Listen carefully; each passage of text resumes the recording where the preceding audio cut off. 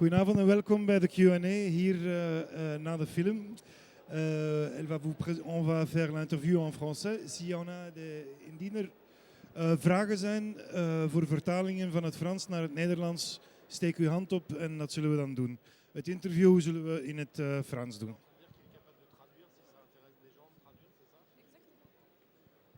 Bonsoir à tous et encore une fois bienvenue à la 26e édition du Festival du film fantastique. Nous allons présenter ce soir l'interview de Hidden Log, un film français. Alors moi j'ai déjà posé une première question. Qu'est-ce que ça signifie Hidden Log? Pourquoi est-ce que vous avez choisi ce titre-là pour ce film?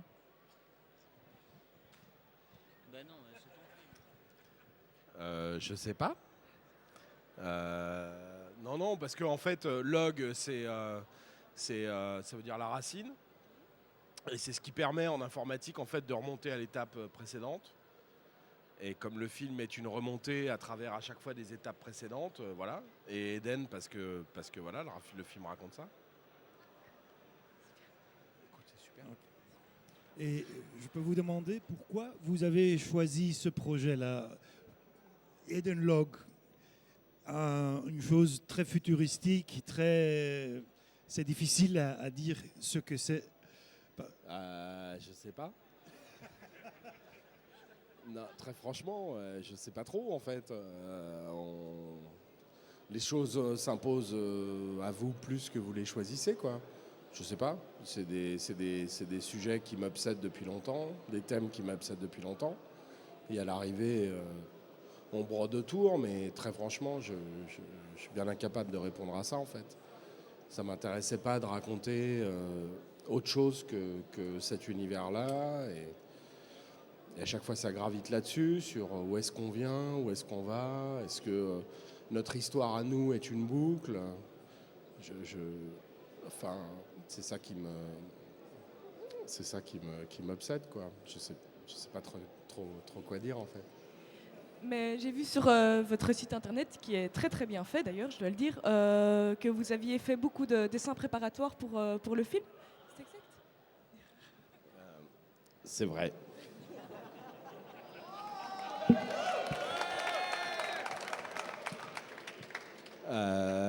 Non, c'est important en fait d'évoluer au moment où on écrit, d'évoluer en plus dans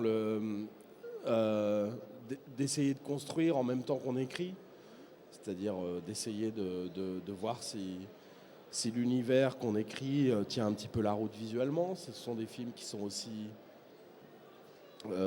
c'est visuel et on a besoin de savoir si ce qu'on écrit parle à des gens. Et le meilleur moyen de communication que je connaisse, depuis les hiéroglyphes et les grottes de Lascaux, c'est quand même les dessins, quoi. Donc si les gens comprennent les dessins, je me dis tiens, c'est déjà un premier pas.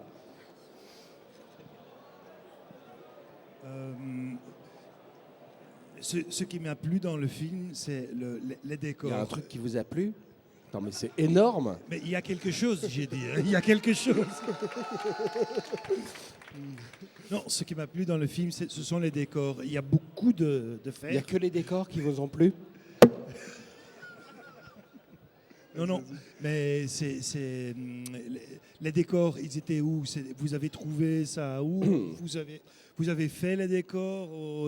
Ouais, en fait, on a trouvé une champignonnière, qui est une ancienne carrière. L'ancienne carrière, en fait, dans laquelle les gens ont creusé pour aller chercher des pierres, fabriquer des ports en France. Et cette carrière a servi de champignonnière il y a encore jusqu'à il y a 20 ans, je crois. Et depuis, c'est totalement à l'abandon. Et ouais, c'est un décor entièrement naturel dans lequel on a fabriqué ces décors-là. C'était super important pour moi de tourner dans un décor naturel parce que ça offre des perspectives... Il y a des choses qui apparaissent là-dedans qui ne sont pas contrôlées et à l'arrivée, ça donne des choses qu'on n'aurait jamais imaginées en studio. En fait, j'ai beaucoup tourné en studio comme assistant et en fait, le studio propose rarement, pas dire jamais, mais rarement. Tout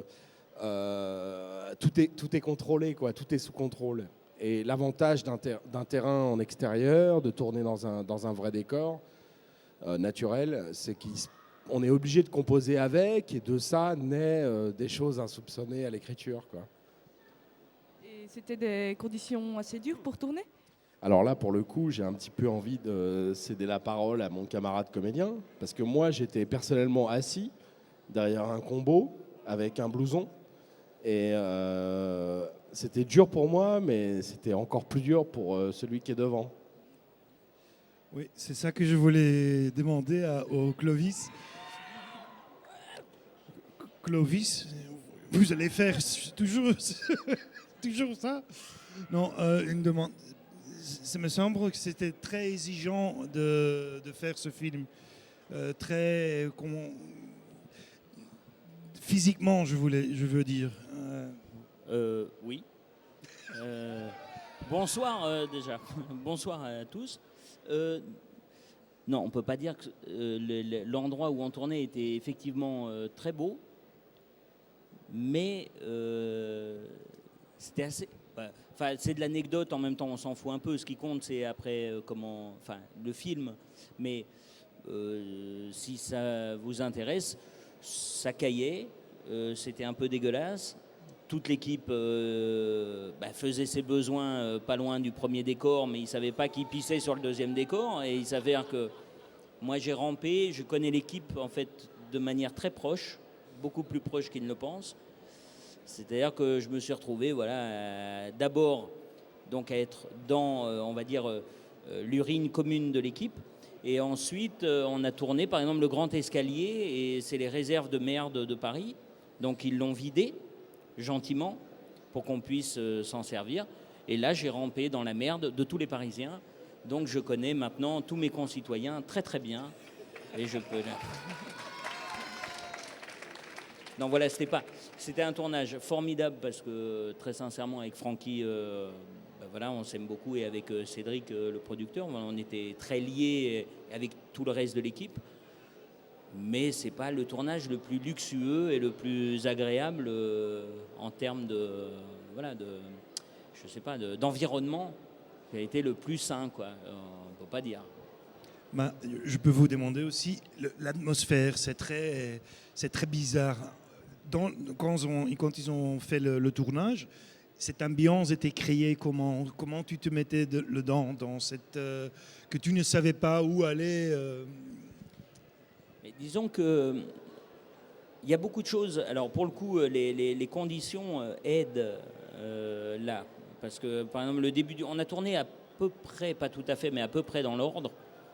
En tout cas, les premiers jours de tournage, c'était dans la boue, il faisait 0 degré, l'eau était à 4 degrés, et non pas à 40. Et très vite, ça t'évite de jouer de la psychologie, puisque tu ne sais plus marcher ni parler, parce que tu as trop froid. Ça permet d'être dans le vif du sujet.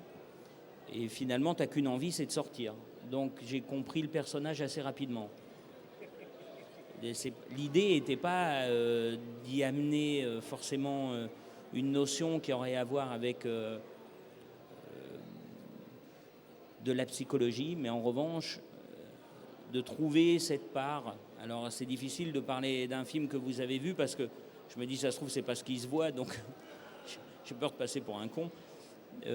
En fait, l'idée, c'est de se dire que cet homme-là, évidemment, essaye de découvrir qui il est et ce qu'il fait, et les conditions de tournage étaient telles que chaque jour, on se demandait qui on était et où on allait. Donc c'était assez évident finalement comme trajectoire. Et on a terminé par la fin du film. C'est-à-dire que, alors c'est un hasard de calendrier, de décor, de possibilités, mais il s'avère que effectivement quand on s'est retrouvé dehors et qu'on s'est retrouvé dans la forêt avec, il y avait quand même ces cubes suspendus avec des personnes dedans, hein, donc c'est assez étrange, mais ça nous paraissait incroyable d'être dehors au milieu des arbres. Il y a un orage ou c'est moi qui... Non, on fait le film aussi encore ici. C'est le festival, le Bivet comme ça. Hein. D'accord. Non, mais vous avez entendu comme moi ou pas? Ah ouais, d'accord, merci. Tout d'un coup, j'ai eu un fil, je me suis dit, ça y est, je suis en train de partir. Et les trapèzes, comment a fonctionné ça? Les trapèzes. Ah, mais ça c'est parce que j'ai tourné avec Méliès. Vous ne savez pas, mais on a on a Méliès avec nous, parce que c'est cette histoire de... Si je vous disais réellement comment c'est fait, bah achetez le DVD. Parce que le jour où on a tourné ça, c'est quand même, on s'est bien amusé. Je rêve pas, et c'est quoi? Il n'a rien. Hein. C'est le tournage derrière, ah, d'accord. Je veux pas parler trop fort alors. Peut-être, Non, faut pas parler trop fort. peut-être déjà une demande du Est-ce public. qu'il y a des questions dans le public? Une question? Quelqu'un qui veut poser une question? Soyez pas timide. Hein.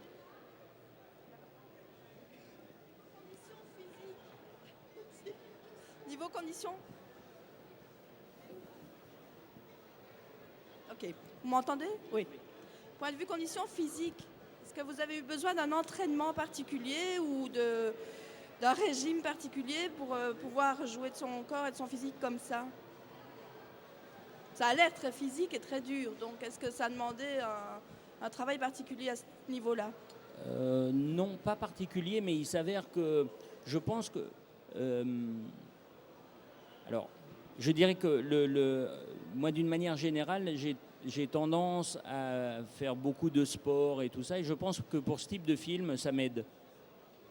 C'est-à-dire que effectivement, on tournait beaucoup d'heures dans des conditions qui n'étaient pas forcément évidentes. J'ai le sentiment que c'est plutôt un allié, le fait d'avoir un entraînement régulier, permanent, fait que peut-être que j'étais moins fatigué que peut-être certains camarades qui de temps en temps oublient un peu leur outil. Et du fait qu'il n'y a pas beaucoup de texte, est-ce que tout se reporte sur le physique? Parce que le texte est beaucoup moins prépondérant dans ce rôle.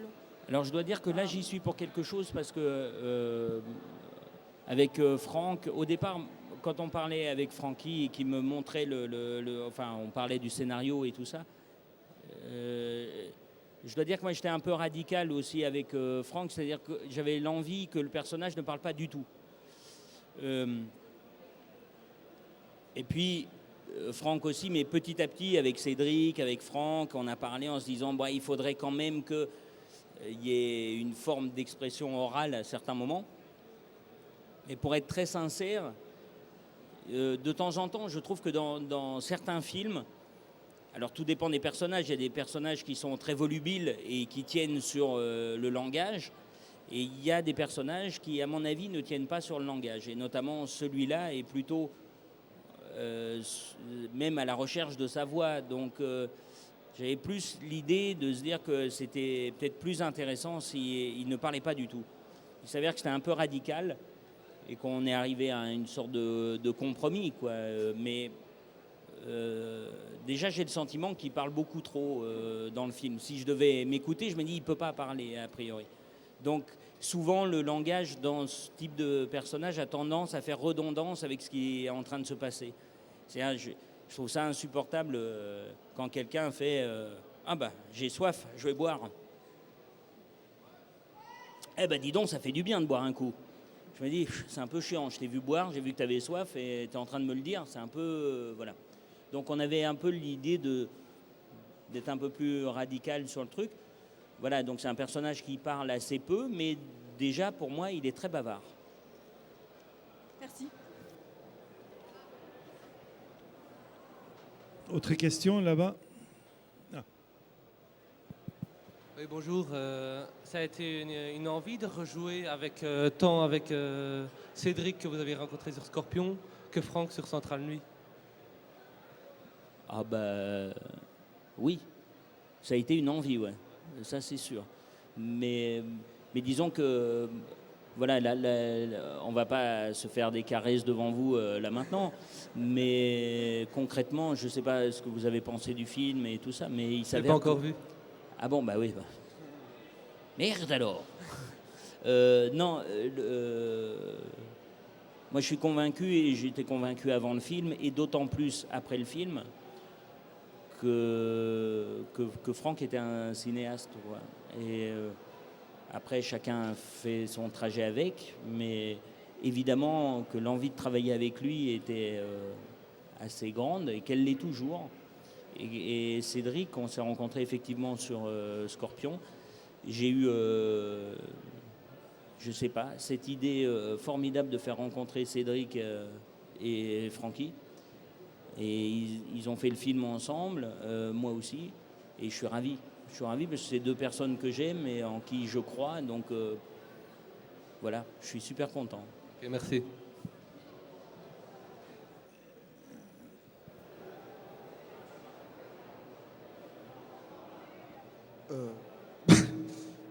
C'est sans vouloir vous offenser en fait, mais bon, vous voulez en venir où en fait avec ce film? Parce que bon, moi personnellement, j'ai pas super bien compris. Je suis certain qu'il y a beaucoup de gens dans la salle et beaucoup de gens ici qui n'ont pas super bien compris non plus, donc ce serait sympathique de me répondre en fait, si ça ne vous dérange pas. Enfin, c'était plutôt pour le réalisateur en fait, la question. L'idée, en fait, si tu veux, au départ, c'était de donner des clés et de laisser le spectateur se faire son film tout seul, en fait. L'avantage qu'on a eu, qui peut être aussi voilà, une critique que tu peux formuler, hein, très franchement, j'ai pas de problème avec ça. Mais l'idée, c'était que, comme on fait, j'ai été assistant pendant longtemps de réalisateur. Et en fait, je me suis aperçu de quelque chose, c'est que je me suis aperçu qu'en fait, on n'est jamais aussi libre que sur son premier film. Pour plein de raisons d'ailleurs, hein. En général qui sont plutôt économiques, à savoir que à partir du moment où tu fais un deuxième film, que tu as évidemment plus d'exigences, que tu ne peux pas entraîner les gens à faire ton deuxième film avec les mêmes moyens que le premier, parce que les gens sont d'accord pour te suivre sur un premier film. Puis sur un deuxième film, bah, ils ont quand même envie de récupérer un peu ce qu'ils ont mis sur le premier. Et en fait, je me suis aperçu, moi, que la liberté totale, mais pas forcément une liberté, encore une fois, imposée par les producteurs, les distributeurs et tout ça, une liberté que tu t'imposais toi, tu l'avais sur ton premier film. Et sur ton deuxième film, tu t'imposais déjà de rentrer dans une espèce de norme en te disant, voilà, je suis vaguement attendu, ou je suis, on va compter sur moi pour ça. Et pour le coup, en fait, je me suis dit, quitte à faire un premier film, comme Clovis le disait tout à l'heure, autant être radical, quoi. On s'en fout. Si le film est vu par peu de gens, de toute façon, il n'a pas d'autre ambition que d'exister. Il n'y a pas de contrat sur les entrées, sur l'argent qu'il doit faire, sur tout un système économique, en fait. La seule chose, le seul contrat qu'il y a, et pour le coup, je laisserai la parole à Cédric, mais le seul contrat qu'il y a, c'est d'exister par rapport à ce qu'on a dit au départ. On s'est mis d'accord à 3-4 acteurs autour du film, Cédric, Clovis, le distributeur français, Backfilm, et on a dit, voilà, on va faire ce film-là avec peu d'argent et tout ça, et ça me laissait, moi, la liberté de faire le film le plus radical possible. Et radical, ça voulait dire, je propose une histoire, je la laisse ouverte aux gens.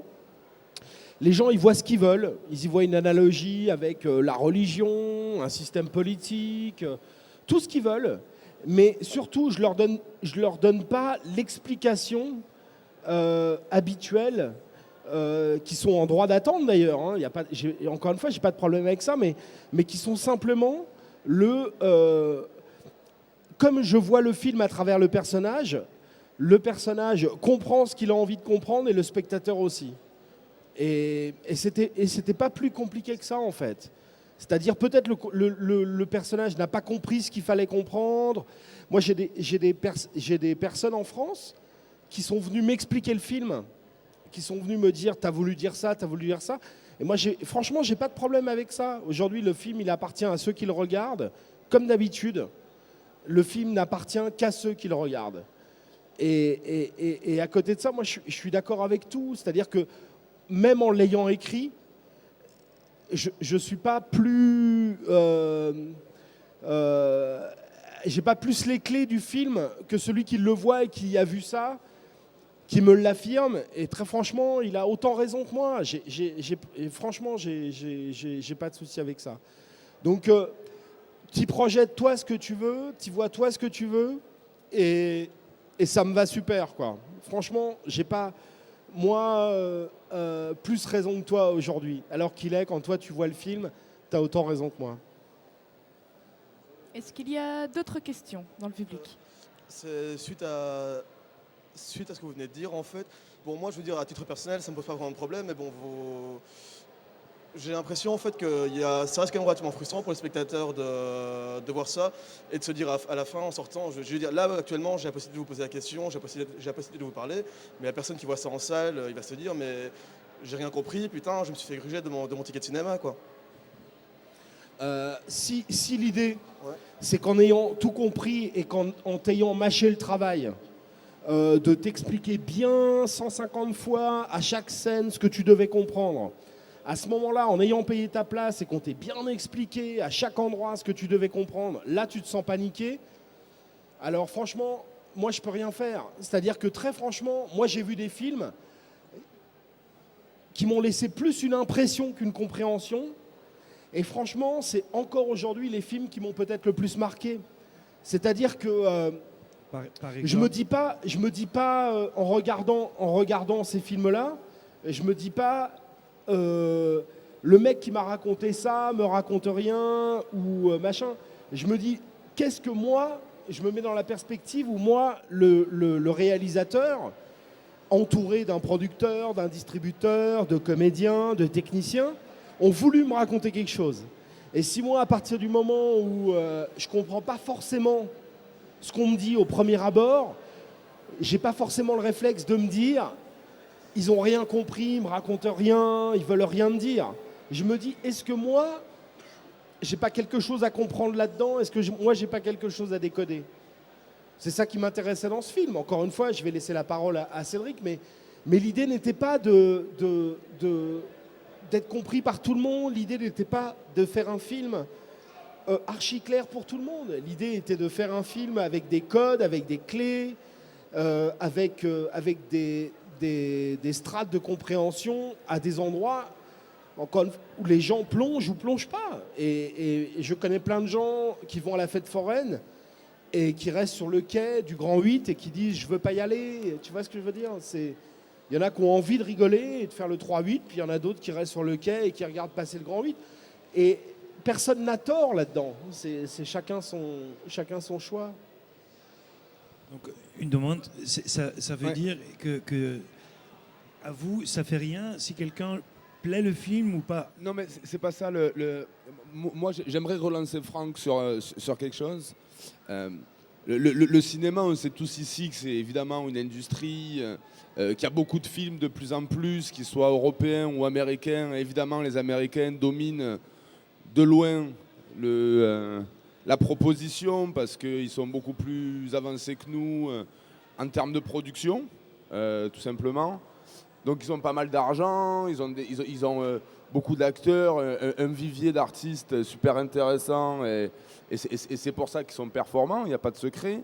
Et c'est vrai que quand on fait un film comme Eden Log, ou comme beaucoup de films d'ailleurs, je pense, qui sont présentés ici, on a très peu d'argent, on s'attaque à un genre qui est quand même finalement à l'arrivée en salle pour rejoindre le jeune homme qui parlait tout à l'heure. C'est-à-dire qu'on arrive en salle et on paye le même prix pour voir Eden Log ou pour voir un petit film de genre que pour voir I Am Legend ou Transformer ou je ne sais quoi. Et finalement, la seule façon de se démarquer un petit peu et de proposer quelque chose d'intéressant, c'est de faire différent parce que c'est très difficile de se positionner, de lutter, alors je ne sais pas si lutter c'est le mot, mais d'être en face en tout cas de ces films-là. Et pourtant on est dans le même genre.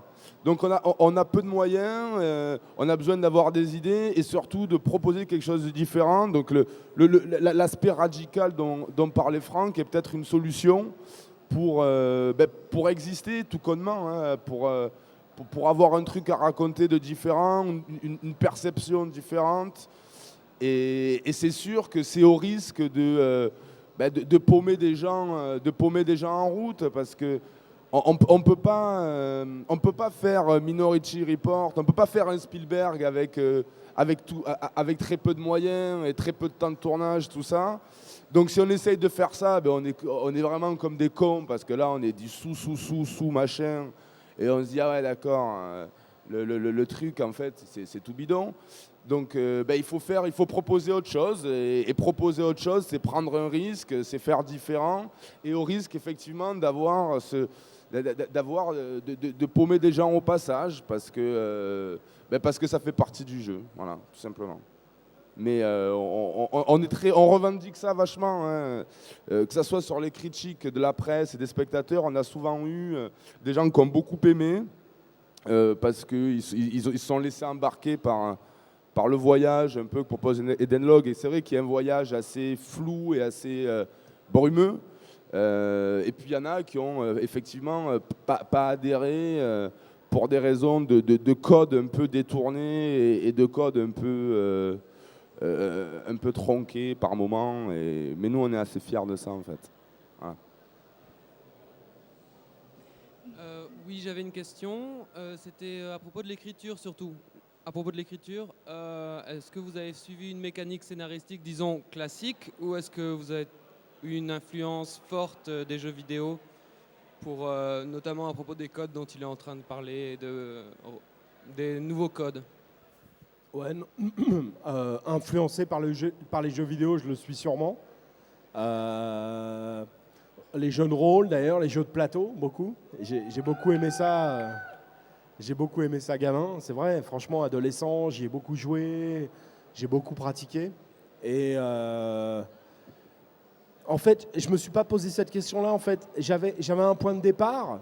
Je voulais projeter le spectateur à l'endroit du comédien principal, du personnage principal, et simplement de se dire, ok, vous êtes dans la salle, vous savez pas ce que vous allez voir, vous ne savez pas qui est ce personnage, vous ne savez pas ce qui va vivre, et on a beaucoup parlé évidemment avec Clovis de ça, mais l'idée c'était de plonger Clovis au même endroit que le spectateur, et de se dire, en connaissant la gageure de départ, de se dire, ok, peut-être le spectateur au bout de 5 minutes, il en a juste un peu plein le cul, et il se dit, bon, bah ok, j'en ai rien à foutre.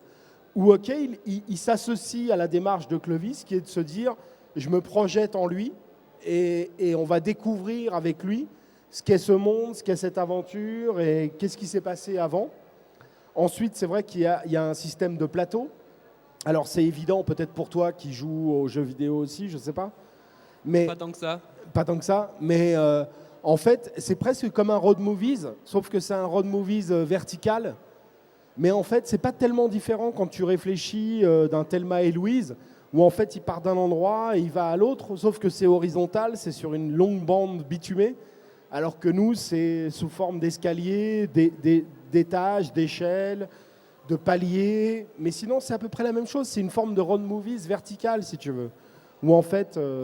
Mais par exemple aussi, les informations qui sont données dans le film, elles sont données de manière interposée via des espèces de vidéos, des trucs qui repassent, etc. Et c'est des trucs qu'on a beaucoup vus aussi dans les jeux vidéo. C'est des moyens qui sont utilisés, quoi. Ah non, je ne suis pas en train de me dédouaner par rapport à ça. En fait, je suis simplement en train de te dire que j'ai sûrement été influencé par ça, mais qu'au moment de l'écriture, en fait, je l'ai écrit comme ça me venait. Et je n'ai pas cherché soit à faire du jeu vidéo, soit à pas en faire. J'ai simplement écrit comme ça me paraissait être le plus limpide pour moi, le plus fluide pour moi. Et si toi, tu reconnais du jeu vidéo, je peux pas te dire que tu as tort, parce que très franchement, j'ai été joueur et que forcément, j'ai été influencé par ça, comme j'ai été influencé par Métal Hurlant, visuellement, comme j'ai été influencé par le manga aussi dans la mise en scène, et que très franchement, moi je me suis simplement évertué à niquer, bazarder tout ce qui me semblait trop évident. Dès que je voyais que j'étais en train de recopier une scène que j'aimais beaucoup, je me disais putain, je suis en train de recopier une scène que j'aime beaucoup. Et là pour le coup, je l'éliminais tout de suite. Maintenant, le film fait, évidemment, moi je me dis à la fin de l'écriture, je me dis putain super, j'ai fait un truc super original. Et puis après, il y a plein de gens qui arrivent par-dessus ça et qui font super original, d'accord, mais ça me fait penser à ça, ça me fait penser à ça. Et pour le coup, je peux dire que oui, parce que si tu me dis, tiens c'est marrant, j'y ai reconnu cette espèce d'univers un peu 80 à la Métal Hurlant, bah, je vais te dire, ouais, je peux pas me dédouaner de ça, c'est pas possible, quoi. J'ai été piqué à ça, tu vois, jour et nuit. Et le jeu vidéo, pareil. Le manga, pareil. Enfin, tu vois ce que je veux dire?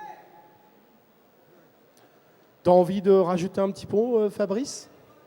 Mais Fabrice, j'ai un petit peu envie de te dire, toi qui n'as pas vu le film, viens nous rejoindre.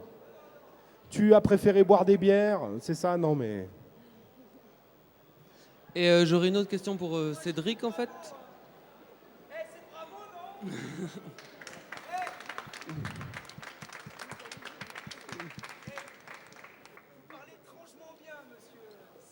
Bah, pourtant, je suis bien bourré, hein, je te le garantis.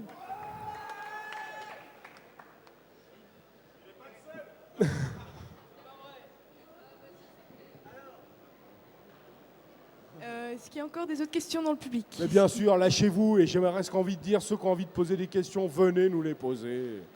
Moi, j'ai une question. Quel est ton prénom? Cédric. Cédric, bienvenue. Merci. Cédric, avoue-le, est-ce que tu es alcoolique comme nous ou pas? Non, non, pas du tout. Je bois jamais. Excusez-moi. Bon, moi, j'ai plus une question pour Monsieur Clovis. Ah, pardon, excuse-moi, pardon. Non, mais encore une fois, pardon Cédric, Oui. pardon.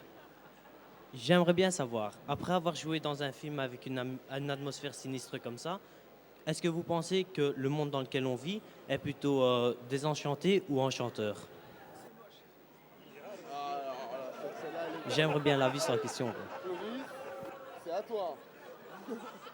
Je vais reprendre une troll. Non. Pour parler du monde, il nous faudrait un petit peu de temps et pas avec un micro, tout ça, mais je pense qu'on est plutôt dans une période assez cynique qui me désole un peu, pour être très sincère. Pour résumer très vite, je ne suis pas un amoureux de l'OMC et j'aimerais mieux qu'on s'attache un petit peu plus justement à des questions qui ont à voir avec l'humanité plutôt qu'avec l'économie. Mais en dehors de ça, je crois fondamentalement en l'être humain. J'y suis pour rien, c'est comme ça, je suis né avec. Pour l'instant, c'est pas parti. Je suis un profond optimiste, mais pas avec la politique actuelle, je vous rassure. Si vous croyez en l'être humain, pourquoi montrer dans vos films toujours cet aspect cruel de l'être humain et pas un peu l'aspect heureux des choses et tout ça? Pourquoi? Pardon, j'ai pas entendu. Pourquoi montrer l'aspect cruel et le gore sinistre? Ah ben, alors là, je pense que c'est... En revanche, je pense que, par exemple, le cinéma, le théâtre, la peinture, tout ce qui a, en tout cas, qui a trait à ce qu'on pourrait appeler, entre guillemets, une vision artistique d'un moment, a plus à voir avec un exutoire et un endroit où on peut réfléchir, plutôt qu'à une sorte de simplement de petit endroit joyeux. C'est-à-dire que ce qui me fait comment dire, je dirais que le paradoxe il est que j'ai autant de croyances en faisant Eden Log qu'en faisant je sais pas Poltergeist ou Astérix. Mais on vous voit souvent dans vos films avec des personnages sinistres, pas toujours gays et tout, à l'exception d'Astérix. Et j'aimerais bien savoir à quand remonte votre dernier fou rire, quoi. Votre dernière quoi? Votre dernier fou rire. Quand vous... Oh bah, c'était il y a 5 minutes, juste avant qu'on vienne. Non, je me marre beaucoup, et même sur le film, par exemple, on s'est marré beaucoup. Il ne faut pas croire que quand, par exemple, on tourne des films tragiques, c'est presque l'endroit où on se marre le plus. Quand on tourne des comédies, j'en tourne assez souvent, c'est plus dur. Parce que quand tu fais une vanne à 8h du matin, toute l'équipe se marre, mais quand tu fais la même vanne après 8 heures de tournage, tu es un peu tout seul. Et c'est beaucoup plus compliqué, bizarrement. L'ambiance est beaucoup plus tendue sur une comédie que sur un drame, étrangement. Mais c'est vrai que sur Eden Log, par exemple, on s'est vraiment marré. Donc ça n'a rien à voir ce qui est entre le résultat d'un film et sa fabrication, il y a un monde, c'est énorme. Et je vous rassure aussi, c'est que je ne suis pas absolument jamais le personnage que je joue. Donc quand je rentre chez moi, je dis pas à mes filles, je te mets dans la boue et tu vas ramper dans les chiottes. J'arrive à faire je dissocie fortement et j'ai encore des amis. Je suis pas tout seul à hurler avec un monstre. C'est-à-dire que souvent il y a une voilà. Je vous en prie. Cédric, j'ai un peu envie de te dire, t'as déjà été amoureux, Cédric, ou pas? Ah, super. Tu vois.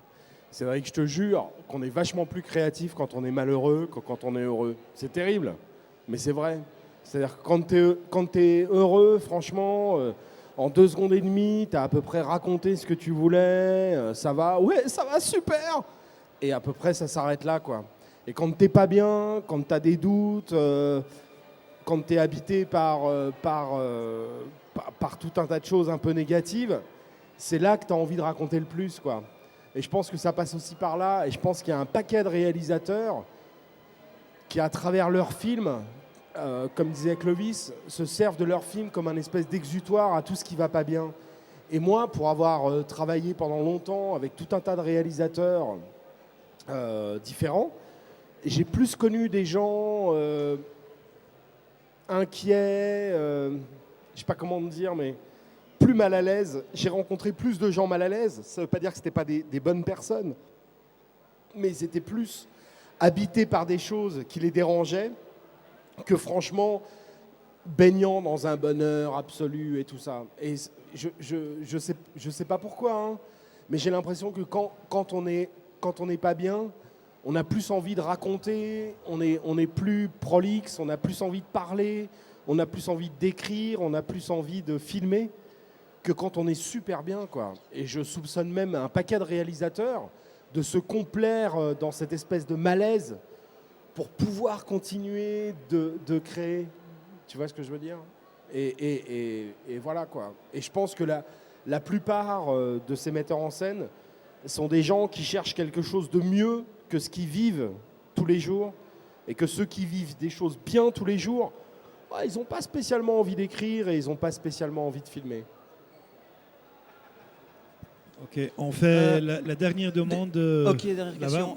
Franck, n'oublie pas aussi que l'amour porte des montagnes. Comment c'est ton prénom ? Moi, c'est Charles. Charles, je suis d'accord avec toi. Oui, donc parfois, en amour, on peut faire de superbes projets juste parce qu'on est motivé. C'est une chose. Mais c'est vrai que c'est une histoire seule. Mais bon, on va pas faire Mireille Dumas ce soir. Moi, j'ai une question pour toi. Enfin, je ne sais pas, ou peut-être pour Cédric, quand c'est l'occasion pour lui de parler. Ouais, bien sûr. J'ai eu l'occasion de lire dans des forums que c'était difficile de voir le film en France, qu'il est sorti de manière assez discrète et qu'en fait c'était une manière aussi de la part des distributeurs français, c'était une manière de la part des distributeurs français d'avoir torpillé un peu le film. En tout cas, la vitrine offerte au film était un peu torpillée. Alors ma question, d'abord, est-ce que ça c'est vrai ? Et ensuite, est-ce qu'il est prévu une destinée particulière au film en Europe ? Est-ce qu'il y a une sortie belge qui est prévue ? Voilà. Merci beaucoup. Pour le coup, je vais laisser parler un peu plus Cédric. Ah bah ça marche. Moi, pour ma part, je pense que les distributeurs français n'ont pas le pouvoir de torpiller le film. C'est ça qui est triste. C'est qu'ils n'ont pas plus le pouvoir de le torpiller que de le faire exister, en fait. Ils sont victimes d'un système, ils essayent de faire avec, mais je ne crois pas qu'ils ont tant le pouvoir que ça. Mais peut-être Cédric est mieux placé pour moi pour te le répondre. Pour répondre à ta question un peu précisément, c'est vrai que Eden Log en France a un peu morflé, un peu beaucoup même sur la sortie. Il se trouve que je ne vais pas raconter toute l'histoire qui est franchement pas très intéressante, mais le film est sorti dans un contexte d'une société de distribution, un contexte un peu difficile parce qu'un associé très important s'est séparé de la boîte, voilà. Donc, mais en même temps, si tu veux, en Europe en tout cas, et particulièrement en France, qui est le marché que je connais le mieux, le parc en tout cas de cinéma que je connais le mieux, c'est vrai que le film de genre est quand même, à part peut-être en Espagne, mais est quand même difficile. Donc les gens ne sont pas forcément très très curieux sur le départ. Donc ça freine vachement la programmation. Et comme je disais tout à l'heure, il y a quand même, en France en tout cas, 12 films par semaine qui sortent. Il faut les placer, tout simplement. Et on a du mal à imposer une singularité sur le cinéma. Donc Eden Log en a fait les frais. Voilà, et pour la Belgique, je ne suis pas certain que pour l'instant il y ait une sortie de programmée. C'est le cas en Allemagne, en Angleterre, en Espagne, dans pas mal de pays d'Europe. Et la Belgique, je ne crois pas que ça soit le cas. Parce que bien souvent, justement, la Belgique se cale sur la sortie française, et qui est déjà donc, passée. Donc oui, la sortie d'Eden Log était difficile. Pourtant, le film était super bien accueilli par la presse, même très très très bien accueilli par la presse. Mais on se trouve face à un système un tout petit peu frileux qui préfère assurer peut-être avec certains projets très faciles à reconnaître, avec des codes très clairs. Et donc là, finalement, l'originalité, si on peut parler d'originalité, a tendance plutôt à faire peur qu'à exciter dans le contexte actuel. Donc c'est peut-être une des raisons. Mais évidemment, j'ai pas les clés de tout ça parce que c'est plusieurs facteurs qui se mêlent pour expliquer ça. Mais oui, la sortie a été très compliquée. Le film a été proposé sur très peu de salles et sur très peu de villes en France. Et donc ça n'a pas permis à tout le monde qui aurait aimé voir le film de le voir, tout simplement parce que certaines personnes n'avaient pas de cinéma à moins de 100 km à la ronde. Voilà. Oui, alors j'imagine comme il y a eu comme un petit buzz parmi justement les gens qui lisent Mad Movies ou ce genre de cinéma ou qui vont voir ces sites internet consacrés aux science-fiction ou au gore. J'imagine alors que vous allez vous rattraper pour le DVD, que vous allez faire un super DVD avec plein de bonus, mais aussi quelques explications. Est-ce qu'il y a quelque chose qui est prévu dans ce sens-là ? Oui, évidemment, on va tout faire pour soigner le DVD un maximum. Ce qui est très agréable avec ce film-là, enfin, ce dont on est assez fier et qui est une belle récompense, c'est que le film a été vraiment vendu partout dans le monde et sur des territoires hyper importants avec des distributeurs. Les États-Unis, par exemple, chez un distributeur comme Magnolia, qui est le distributeur de Soderbergh, de George Clooney. Sur le Japon, un distributeur qui s'appelle Clockworks, qui a sorti des films intéressants, dont Cube. L'Allemagne, l'Angleterre, enfin pas mal de territoires assez difficiles finalement à séduire via le cinéma français. Donc ça, c'est une vraie fierté, c'est une vraie satisfaction. En revanche, c'est vrai qu'on a été super bien accueillis sur le reste du monde et c'est notre propre pays qui nous a un petit peu boudés. Donc c'est assez difficile à expliquer, mais voilà, chaque pays a son cinéma et on sait que la France est quand même plus portée sur la comédie. Et voilà, en ce moment, la conjoncture fait que le genre est en train de commencer à émerger. Exactement, et donc c'est le début, et comme tout début, on est un peu au stade du test, on essuie un peu les plâtres, quoi. Moi, juste pour rajouter une chose à ce que dit Cédric, où je ne suis pas tout à fait d'accord. Je pense que, très sincèrement, le film, on ne sait pas si le film aurait marché ou pas. Le film n'est pas sorti, en fait, en France. C'est-à-dire que on sait si un film marche, s'il a une sortie qui lui permet de vous dire si oui ou non les gens ont eu envie d'y aller ou pas. Le film n'est pas sorti, pour donner un exemple, le film n'est pas sorti à Lyon, n'est pas sorti à Toulouse, n'est pas sorti à Marseille, et à Paris il avait 2 salles qui n'étaient pas annoncées dans le Pariscope. Donc c'est difficile d'avoir une référence concrète. J'ai la chance de sortir suffisamment de films dans l'année pour savoir que j'ai des films qui ne marchent pas puis des films qui marchent, mais en tout cas pour savoir si la sortie est une sortie ou si elle n'est pas une sortie. Le film, très concrètement, en France, n'est pas sorti.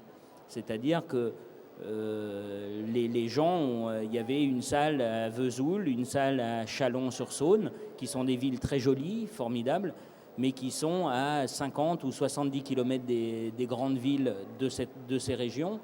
Et on ne peut pas aujourd'hui dire si le film a marché ou pas. Le film, pour moi, et pour beaucoup de gens, n'est pas sorti parce qu'ils n'ont pas pu le voir. C'est comme si je vous dis... Aujourd'hui, il y a un film qui sort en Belgique et il est sorti à 20 km de Charleroi et vous dites j'habite à Bruxelles, j'aurais bien aimé avoir une salle à Bruxelles. Si vous n'avez pas de salle à Bruxelles, vous dites le film n'est pas sorti. Donc c'est ce qui s'est passé avec ce film-là. Peut-être qu'il n'aurait pas marché. Mais aujourd'hui, on ne peut pas dire que le film de genre ne marche pas ou marche ou ceci, cela sur un film comme Eden Log.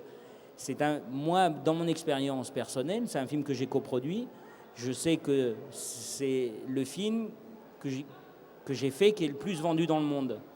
C'est-à-dire qu'il a tous les territoires, à part effectivement les Benelux aujourd'hui. Peut-être qu'un jour ils l'achèteront, mais ce n'est pas plus grave. Voilà. En France et en Belgique, le film pour moi n'est pas sorti et il est acheté partout dans le monde. Et quand je fais des festivals internationaux, on va me parler d'Eden Log parce que le film est sorti en Allemagne, au Japon, en Corée, aux États-Unis ou en Angleterre, et qu'ici, non.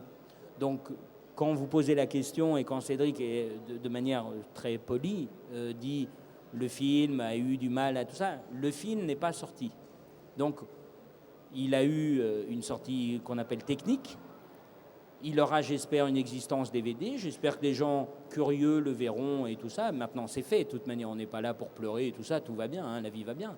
Mais Franck, aujourd'hui, et Cédric sont dragués de manière très agréable par les Américains, par les Allemands, par les Anglais. Tant mieux qu'ils fassent des films et qu'ils les produisent à l'étranger. J'ai juste un tout petit peu honte et une petite colère à me dire on a des gens chez nous, chez vous, et je pense à la Belgique, pareil, qui sont mis de côté, et 5 ans après, on va aller dire « Ah, ils sont géniaux parce qu'ils viennent de faire un gros film aux États-Unis ou tout ça ».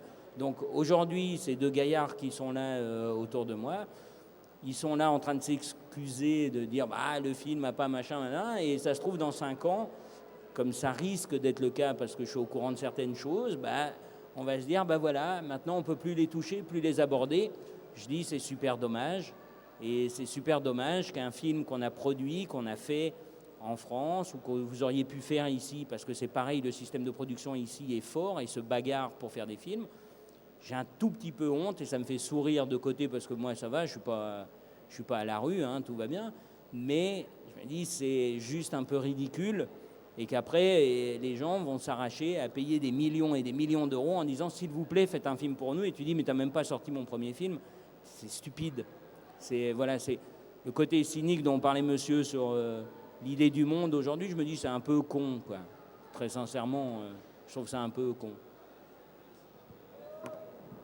Moi, j'ai une petite question. Est-ce que vous avez encore des projets ensemble ? Oui, avec Franck et avec Louise. Oui, on a... Celui-là, il marche. Oui, comme disait Clovis, effectivement, Franck, on est en train de développer le prochain film de Franck. Et effectivement, comme disait Clovis, on s'oriente sur un tournage en langue anglaise qui a de fortes chances d'être une coproduction franco-allemande-américaine. Parce que finalement, l'intérêt est fort de leur part et que nous, ce qu'on a envie de faire, c'est le cinéma qu'on aime. Donc développer les idées, les innombrables idées, je dirais, de Franck. Et voilà, donc on va évidemment où on nous aime le plus. Et pour compléter ce que disait Clovis, bien sûr, je disais pas que... Je ne suis pas en train de dire que le distributeur a super bien fait son travail, parce que ce n'est pas le cas. Il a même plutôt mal fait son travail.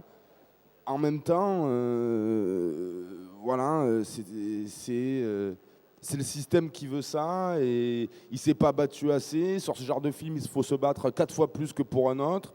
Si c'était battu comme pour un autre, ça n'aurait pas suffi. Et comme il s'est battu un peu moins, ça a craché, quoi. Donc voilà, mais oui, les autres projets ils sont en route et ça devrait le faire. Moi, je voulais vous dire, en fait, je ne sais pas s'il y a des gens qui font du cinéma de genre ici, mais je voulais quand même passer un petit message à mon simple niveau, mon tout petit niveau, qui est que le cinéma de genre a donné naissance a permis en tous les cas de formaliser à travers toute l'histoire. Il y a plus d'un siècle qui nous sépare aujourd'hui du cinéma. Et faut y croire au cinéma de genre, quoi. C'est-à-dire que, très franchement, c'est celui qui a permis, peut-être c'est un de celui qui a permis le plus d'avancer dans le domaine technique. C'est celui qui a permis de vendre le plus d'idées, même politiques, quelquefois. Et je ne sais pas s'il y en a parmi vous qui écrivent des petits scénarios, qui fabriquent des petits films, mais très franchement, il ne faut surtout pas lâcher le morceau là-dessus, parce que fondamentalement, c'est sûrement un des cinémas qui a donné naissance au plus de réalisateurs, au plus d'histoires, et que nous, le cinéma français, la France qui est censée avoir un peu inventé le cinéma, peut se targuer, et vous le savez mieux que personne, à travers le Méliès que vous décernez, enfin que le jury de ce festival décerne, a permis sûrement le plus de formaliser ce qu'était le cinéma, quoi. Et en fait, très franchement, moi je suis d'un point de vue plus réalisateur de l'écriture et tout ça, et je suis le premier à être battu quand on n'a pas assez d'argent pour fabriquer un film. Mais très franchement, on s'en fout un petit peu. À l'arrivée, ce qui est important, c'est de faire des films. Ce qui est important, c'est d'écrire des films. Ce qui est important, c'est de les tourner entre vous, avec une caméra, avec même aujourd'hui une petite caméra vidéo, comme celle qui nous filme aujourd'hui, et de fabriquer des histoires et tout, parce que Méliès est celui qui, en France, a un peu jeté les premières bases du cinéma, et Méliès, il faisait du cinéma fantastique, quoi. Et c'est ça qui est important de se rappeler, et voilà, quoi. Ok. Avec ces notes très très positives de ce soir, je voudrais bien remercier d'être ici, d'avoir vu. On te fait chier, c'est ça? Pardon? On te fait chier. Ah, un petit peu. Non, parce que là, nous, on est en Non, train non. de partir pour discuter toute la nuit. Ok. Non, c'est pas vrai. Non, après, c'est la possibilité d'avoir des autographes. Aussi encore ici. poser des questions. C'est archi payant, c'est super cher. On C'est a besoin très de cher. faire du film, ok? Vous devez porter une bière pour monsieur, comme ça. Ok, je remercie beaucoup pour cette interview, pour ce Q&A, et bonne chance encore dans le futur. Merci à beaucoup. Merci encore de l'accueil. Et franchement, regardez des films, faites des films, hein. Franchement, on s'en fout, quoi, de savoir ce que les autres pensent de vous, ça machin. Vraiment, faites des films, hein. Faites vos films, racontez vos histoires. On verra dans le futur, hein, ce qu'on raconte de vous. On s'en bat les couilles.